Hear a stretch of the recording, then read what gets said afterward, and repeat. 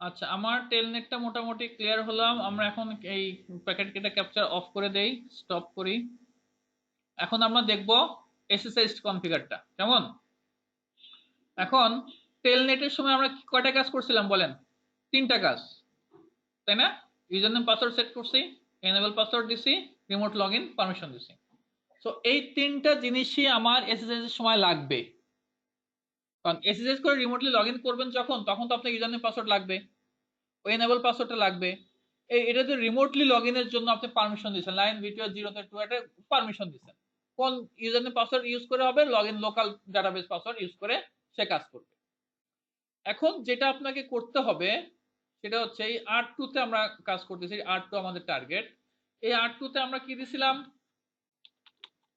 Line ভিটিওয়াই 0 থেকে 1 যেটা ছিল, এখানে আমরা ট্রান্সপোর্ট ইনপুট কি দিছিলাম? টেলনেট, তাই না? সো এখন দেব এসএসএইচ, আর শুধুমাত্র এসএসএইচ করে লগইন করতে পারবে। তাহলে আমাদের এইটুকু কাজ শেষ। এখন কথা হচ্ছে, যেহেতু এসএসএইচটা কি সিকিউর, কেন সিকিউর? সে ডেটাগুলো কি করবে? এনক্রিপ্টেড ফরম্যাটে সে নিয়ে যাবে। দ্যাটস ওয়াই এখানে আমার একটা কি জেনারেট করতে হবে। কি জেনারেট করব বলেন? কি জেনারেট করব? কি এই কিটার কাজ কি হবে?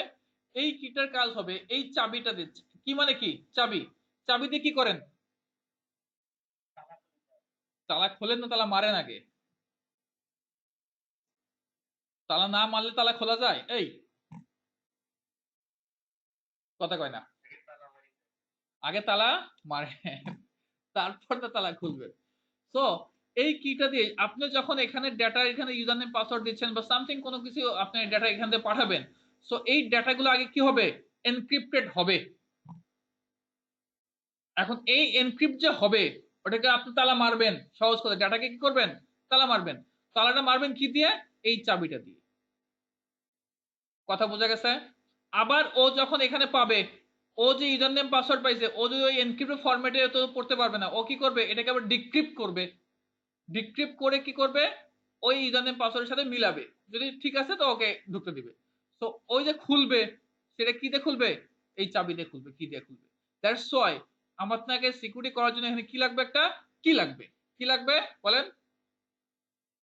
কি লাগবে? তো এই কিটা আপনাকে জেনারেট করতে হবে, কেমন? এখন এই কিটা জেনারেট করতে হলে আমরা কয়েকভাবে করতে পারি।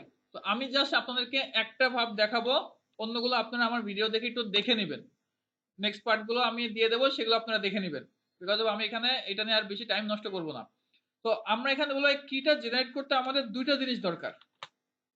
দুটো ফ্যাক্টস এখানে কাজ করবে, দুটো ফ্যাক্টস। এক হচ্ছে আমার লাগবে হচ্ছে হোস্ট নেম। আমি 1 নাম্বার রুলসটা বলতেছি যে আমরা কিটা কিভাবে জেনারেট করতে পারি। 3 ভাবে করতে পারি, তার মানে আমি 1 নাম্বারটা বলতেছি।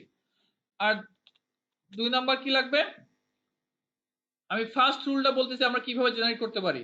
তো ফার্স্ট রুলের মধ্যে, আমি ফার্স্ট রুলের দ্বারা যে আমি জেনারেট করব, তার জন্য কি কি লাগবে? হোস্ট নেম লাগবে এবং আমার ডোমেইন নেম লাগবে।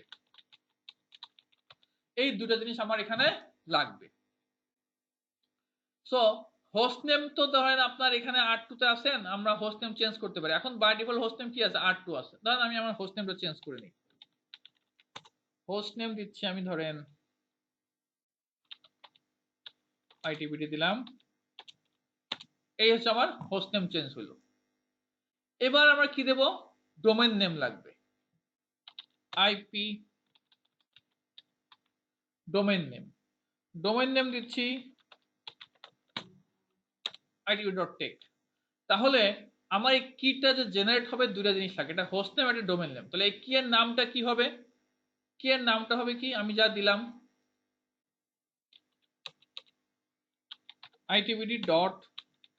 itbd.tech।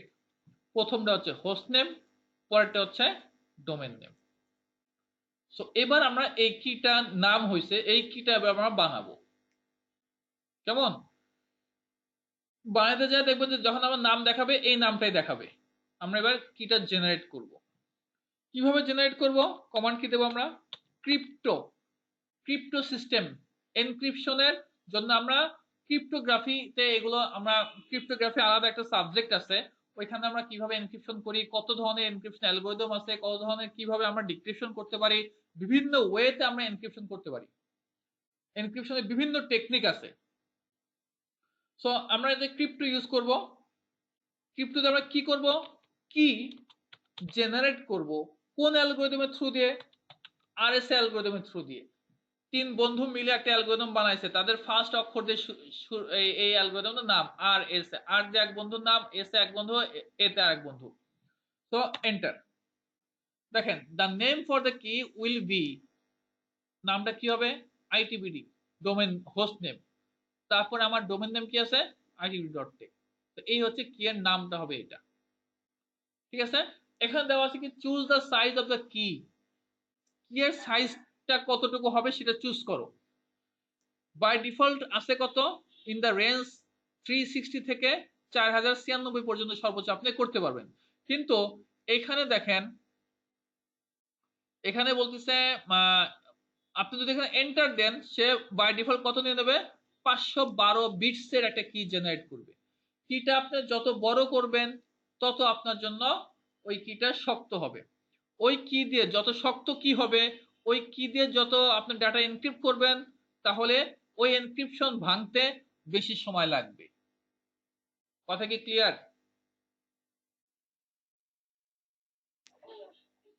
সো আবার বেশি বড় হলে সমস্যা, বেশি বড় হলে সমস্যা কি, বেশি বড় হলে আপনার তো যখন আপনি ডেটা পাঠাচ্ছেন অনর্গল ডেটা যাবে, তো বারবার সে এনক্রিপ্ট করবে, আবার সে ডিক্রিপ্ট করবে, এনক্রিপ্ট করতে একটু বেশি সময় লাগবে, ডিক্রিপ্ট করতে কি লাগবে, একটু বেশি সময় লাগবে। তো দ্যাটস ওয়াই আমরা বেশি বড় দিব না, বেশি ছোট দিচ্ছি না, আপনি 2048 দিতে পারেন, আমি আপাতত দিচ্ছি 1024। দেখেন এটা হয়ে গেছে। যেমন এই যে আমি আমার নেক্সট ভিডিওগুলো দেবো, সেখানে কাইন্ডলি আপনারা এই ইস্যুগুলো নিয়ে কথা দেখবেন। যদিও এই যে সিসিএন লেভেলে আমার নেক্সট পার্টে আমি যে ভিডিওগুলো দিব সেগুলো সিসিএন লেভেলে নাই, সেগুলো সিসিএন সিকিউরিটিতে। যদি কারো বেশি ইন্টারেস্ট থাকে আমার সে নেক্সট পার্টে ভিডিওগুলো দেখে নেবেন। আচ্ছা, তো আমার মোটামুটি কিটা জেনারেট হয়ে গেল। কেমন, কে নাম কি? জি শিওর, বলেন। এখানে যে আপনি 1024 দিলেন, ফিলআপ টাইম ওয়াজ 1 সেকেন্ড। এটা আবার মানে যখন আমরা করব ডিক্রিপ্ট হতে 1 সেকেন্ড সময় লাগবে বিষয়টা এরকম না, আপনার 1 সেকেন্ডের থেকেও কম সময় লাগতে পারে। কথা বুঝতে পারছেন? এটা সিস্টেমের প্রসেসরের উপরে ডিপেন্ড করবে, সিস্টেমটা কতটুকু শক্ত আছে সেটার উপর ডিপেন্ড করবে। ঠিক আছে? আচ্ছা, সো এখন আমরা একটু ট্রাই করে দেখি। আমরা পুটিতে ঢুকি। আমাদের আইপি কত ছিল আমাদের?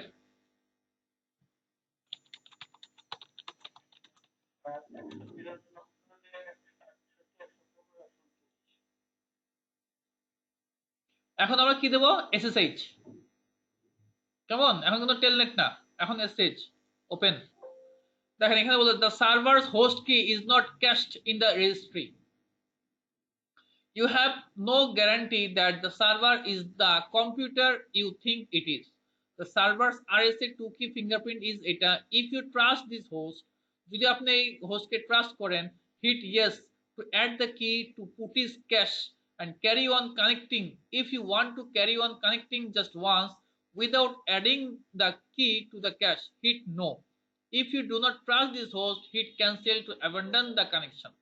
অর্থাৎ এটা যেটা বোঝাচ্ছে সেটা হচ্ছে, আমি যার সাথে কানেকশন এস্টাবলিশ করতে চাচ্ছি, এই যে সার্ভারের যার সাথে আমি কানেকশন এস্টাবলিশ করতে চাচ্ছি, এই দেখেন 1024 বিটের একটা কি জেনারেটেড ফিঙ্গারপ্রিন্ট আছে। এই ফিঙ্গারপ্রিন্টটা কি করবে, সে আপনার এই পুটি সফটওয়্যারের ভিতরে সে রেখে দিবে, ক্যাশে রেখে দিবে। কেন রেখে দিবে, যাতে করে সে এই যে এই সার্ভার যেখানে যাচ্ছেন তাকে সে ট্রাস্ট করে। কেমন? সো আমি এখানে কি করব, ইয়েস দিব, যে না আমি আমার এখানে ক্যাশে রেখে দেব, সমস্যা নাই, ইয়েস। দেখেন লগ ইন অ্যাজ আসছে। এখানে আমরা দিচ্ছি কি, মুশফিক, পাসওয়ার্ড এমএমআর। দেখেন এখন কিন্তু আমরা আইটিবিডিতে ঢুকে গেছি। এটার নাম কি, আইটিবিডি না? এখন দেখেন এই যে আইটি বিডিতে ঢুকছে, কেমন? আচ্ছা, এখন আমরা এই R1 থেকে R2 তে একটু লগ ইন করার ট্রাই করব। R1 থেকে একটু দাঁড়ান, আমি একটু দেখে নেই। SSH হাইফেন এল লগইন নেম দিচ্ছি মুশফিক, দেন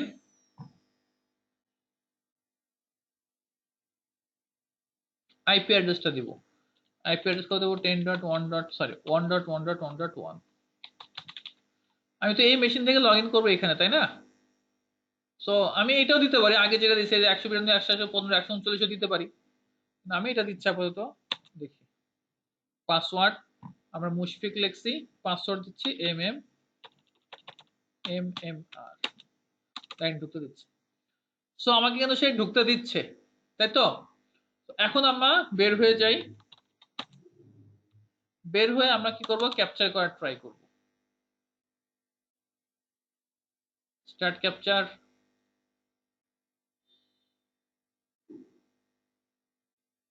ও ক্যাপচার করা শুরু করুক, আমরা লগ ইন করার ট্রাই করি।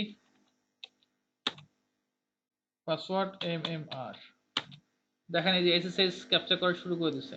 সো আমি এটা অফ করি। এখন আমরা সোর্স কোডটা 112 এটা, তাই না? এখান থেকে আমরা এটা দেখতে পারি। দেখেন SSH 1.99, সিসকো 1.25 এই ভার্সনটা দেখেন। আমরা যখন কনফিগার করছিলাম, আপনাদের মনে আছে কিনা জানি না, R2 তে যখন কনফিগার করছিলাম, এই যে SSH ভার্সন কত দেখাচ্ছে? 1.99, 1.99। এখানে দেখেন বিভিন্ন অ্যালগরিদম সে ইউজ করতেছে। যেমন এই দেখেন, এই যে এগুলো হচ্ছে আপনার ইউজার নেম পাসওয়ার্ড ইনফরমেশন, এখানে যেটুকু আপনি দিচ্ছেন ওর ভিতরে পাস হয়েছে সেগুলো, এগুলো কি দেখা যায়, বোঝা যাবে বলেন? তো সে ক্যাপচার করছে ঠিক আছে, কিন্তু এই যে SSRSA অ্যালগরিদম ইউজ করে করা হয়েছে, সে কিন্তু ক্যাপচার করা কি আছে না আছে এর ভিতরে সে কিন্তু কিছু বুঝতে পারবে না। তো দ্যাটস ওয়াই, তাহলে মোর সিকিউর কোন প্রোটোকল, টেলনেট না SSH? SSH। আচ্ছা, তো এইটুকুর ভিতরে কারো কোনো কনফিউশন?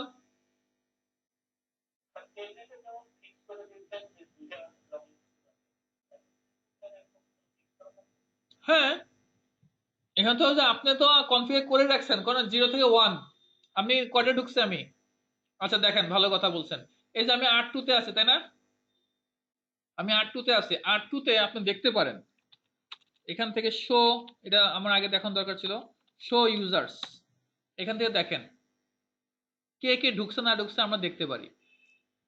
এই দেখেন এই 15.1 থেকে একজন ঢুকছে মুশফিক ইউজার দিয়ে, আবার 1.1.2.2, এই যে এখান থেকে আমি আমার এই যে, এটা কোনটা, এটা কার? এই রাউটারের আইডি, তাই না? আর আমাদের আইপি 1.1.2 না? তো এখান থেকে ঢুকছে। আবার এই যে এখান থেকে ঢুকছে 15.1, তার মানে হচ্ছে আমি আমার পুটিতে ঢুকছে, যেটা সেটা হচ্ছে এটা। কথা কি বুঝতে পারছেন? দুইজন ঢুকছে। আমি তাহলে এখন আরেকজন যদি ঢুকতে চায়, তাহলে আমরা পুটিতে আরেকজনের ঢুকানোর ট্রাই করি। আমরা ডুপ্লিকেট সেশন, লগ ইন, কি আছে? বাবলু সাহেব আছেন, বাবলু, দেখেন ঢুকতে দেবে না। কি ব্যাপার? বাবলু ঢুকতে তার কথা না, দেখছেন? অ্যাক্সেস ডিনাইড, সে ঢুকতে দিবে না। আমি এখান থেকে বের হয়ে যাই, বের হয়ে গেলাম। এখন বাবলু সাহেবের পাসওয়ার্ড দিই।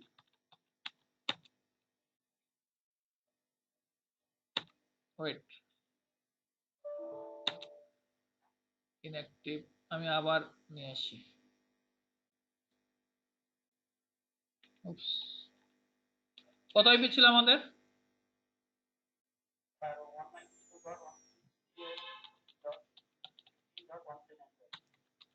139।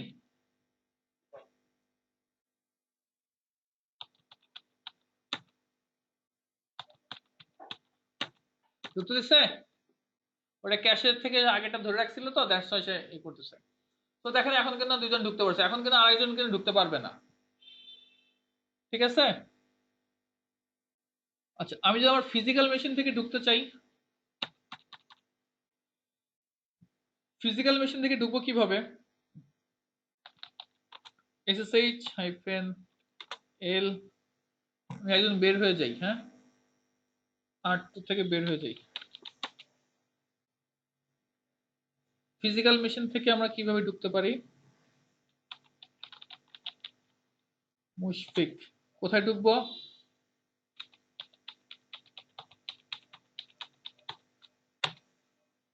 Unable to negotiate with এত port to no matching cipher found the ABC, no matching cipher found their offer, এটা যাচ্ছে। আচ্ছা, এখানে আমার এসএস এর ভার্সন নিয়ে একটু প্রবলেম হতে পারে।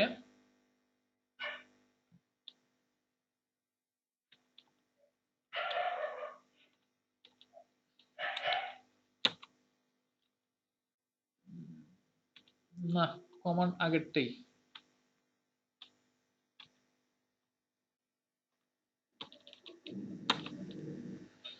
কমান্ড হয় এটা হবে অথবা এটা দিব। আমার এসএস ভার্সনটা নিয়ে প্রবলেম করতেছে। যদি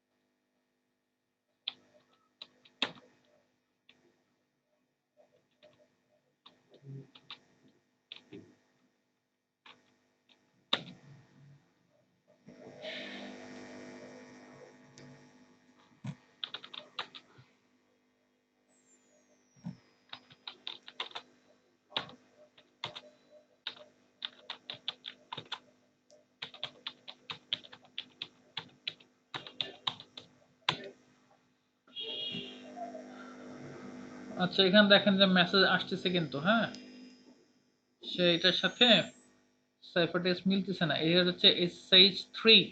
দেখেন সে বলতেছে কি SSH3, SSH3 ভার্সন। আর আমার, অর্থাৎ আমার এই ক্লায়েন্ট যে মেশিনটা আছে এটা হচ্ছে SSH3 ভার্সনের, হ্যাঁ এখানে ক্লায়েন্ট হিসেবে। আর ওর যেটা আছে সেটা তো আমরা ইউজ করছি কি SS ভার্সন 2।